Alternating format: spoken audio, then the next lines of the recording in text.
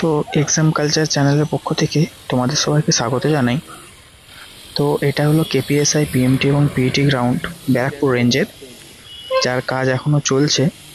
সবেমাত্র এখানে মাঠটা অনেক দিন ধরেই বন্ধ ছিল, তো মাঠটা ক্লিয়ার করা হয়েছে, ঘাস কাটা হয়েছে দেখতে পাচ্ছ। তারপর টেন্ট খাটানোর জন্য বাঁশগুলো নেওয়া হয়েছে।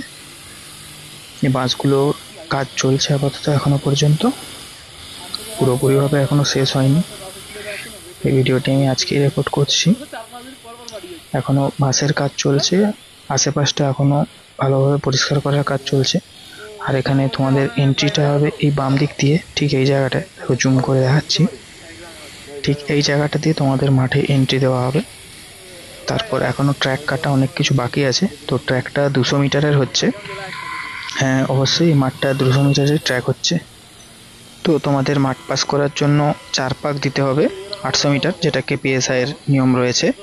তো চ্যানেল নতুন থাকলে চ্যানেলটি সাবস্ক্রাইব করে দিও আরও আপডেট পেতে।